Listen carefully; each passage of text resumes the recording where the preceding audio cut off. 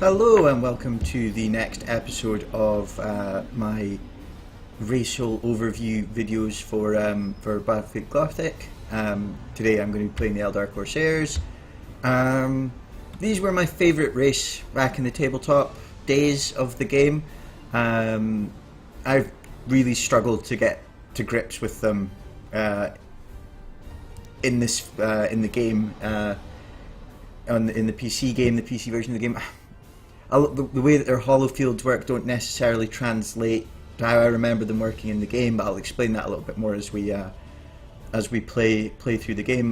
They are really good fun to play. They're really fast. They dart about the place. They're less likely to disobey or disappear and naff off halfway through the battle, which is always helpful. But they're so squishy. They're so squishy. Of the races, these are definitely the most difficult race to play, I think, in my opinion anyway. I'm sure there'll be people out there who are already pro Eldar players, but let's have a look. So, randomly generated, without skills. You guys know the drill by now. So again, we'll go for a 700 points cruiser clash. We'll play against Chaos, because they're just about the only fleet that I've managed to beat with the Eldar. Now, the Eldar ships, they've got a lot less ships to draw from than the Imperials or the Chaos fleet, and their ships aren't as customizable as the Orcs, so they are quite limited in choice. We are going to go for their battleship, the Void Stalker, the largest Eldar ship. It's also a carrier, the only battleship they can take. Now the strength of the Eldar fleet really is, they have some quite strong escorts, but we might try go for more of a carrier spam here, or perhaps not. We'll go for the battle cruiser anyway, and then we'll take possibly the two light cruisers. No, we'll go for the Shadow, and we'll go for the Solaris. That leaves us 32 points, not enough for an escort. The Eldar escorts are very expensive compared to the others, so you often do end up with a little bit of points left over. Anyway, let's get stuck in and see how we do. You can see here the Eldar ships do look very different to the other ships that we've seen. They're all about smooth lines and pleasing aesthetics. On the tabletop, the Eldar worked a little bit like a sailing fleet. They had to sail with or fly with the sun to their backs. They sort of rode the solar winds, and you had to tack across the board. Now that hasn't translated to this version of the game. They fly quite similarly to the other races. Let's have a zoom in though, and we can have a look at the Eldar fleet. So here we have our Void Stalker battleship. You can see the large pulsars on the front. These are our abilities here. I've got them set to auto cast or auto attack. They shoot out a bit like a torpedo, but with a bit more of a limited range, and they, oddly enough, they pulse. The pulsars, not just a clever name. And there's quite a long range, but I find softening the enemy up with torpedoes or with your bombers can be quite effective, and then strip their shields away and then hit them with the pulsars. That's sort of the tactic I found reasonably effective. Let's have a look. Oh goodness, a minefield right next to us. Now you'll notice here that it looks like my shields are slowly recharging. The Eldar don't have traditional shields that are, activate like a rechargeable health bar. Rather, they have hollow fields, and as long as you're moving, these will be at full health and or at full strength and mitigate damage. If you stop, for example, we'll show you here, they quite quickly deactivate and they don't mitigate as much damage. So the key with the Eldar is to always be moving. That's why I prefer having a smaller fleet, because I find it difficult to pay attention to a lot of little ships moving around, which you then lose quite quickly. And the Chaos fleet seems to be quite split, so let's have a maneuver over here. We have our torpedo boat here. We'll launch a volley, And you see they don't have as many maneuvers, but they do have a quick burst of speed on a very short cooldown. So you can use this to dart in and then very quickly dart out again. So you can use it to close the gap like I'm using here. Even the battleship can put on a fair turn of speed. We'll have to watch this minefield here. Now one of the strengths of the Eldar fleet are their bombers. So we do want to try and soften these up as much as possible. Looks like there's a carrier here launching fighters. The void is our home now. Yes, come on. We want to try and strip the shields as quickly as possible here. Now you can see their shields have gone down very quickly, and now we'll activate our pulsars. And you can see, although they missed slightly, we did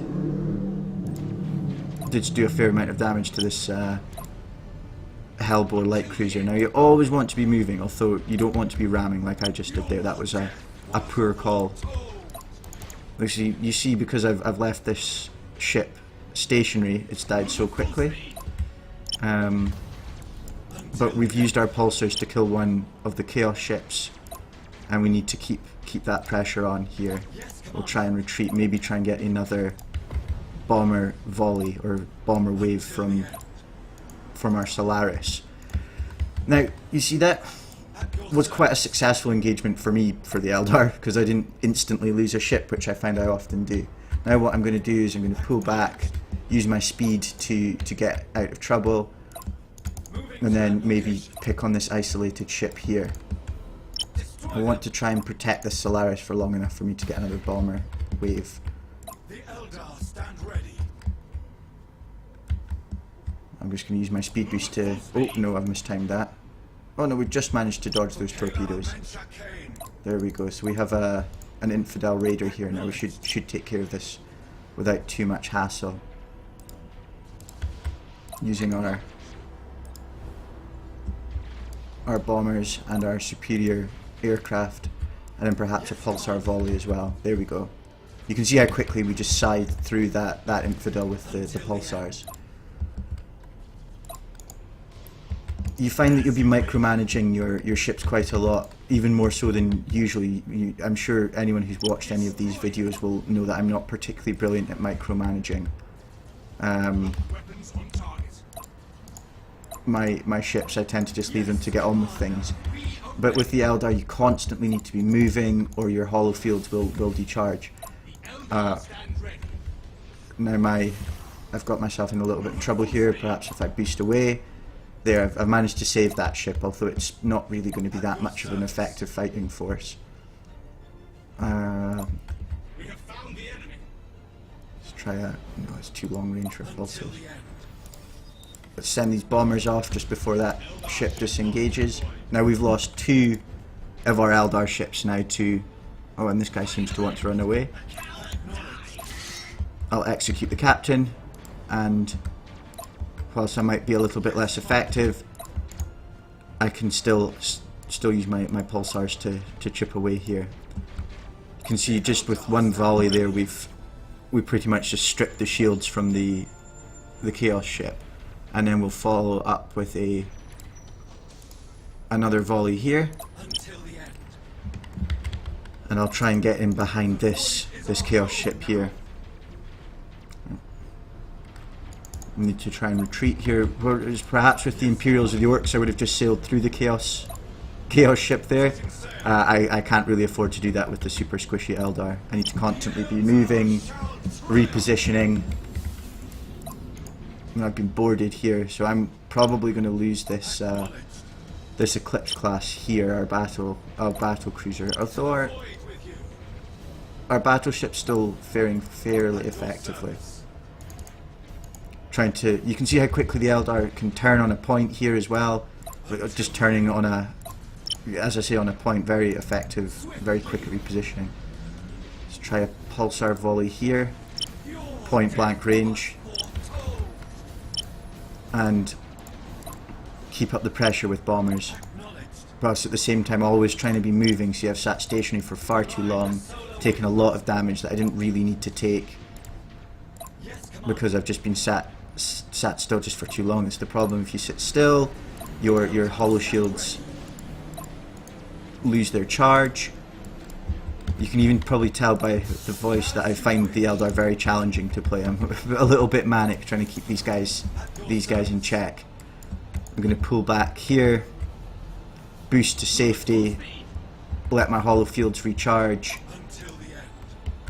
and then swing around,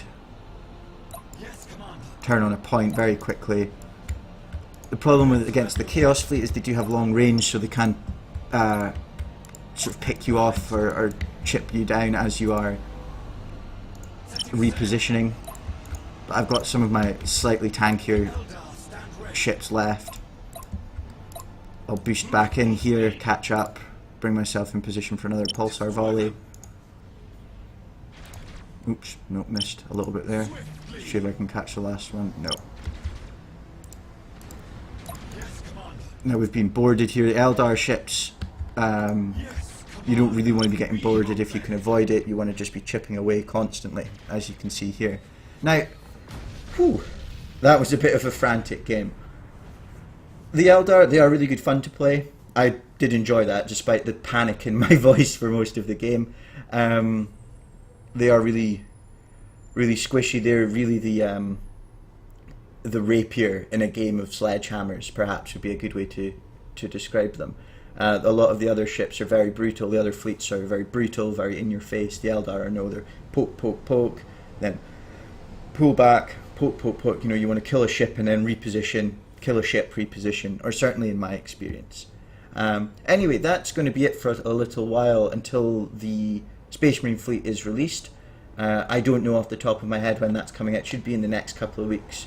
So hopefully the recording schedule isn't going to be interrupted too much.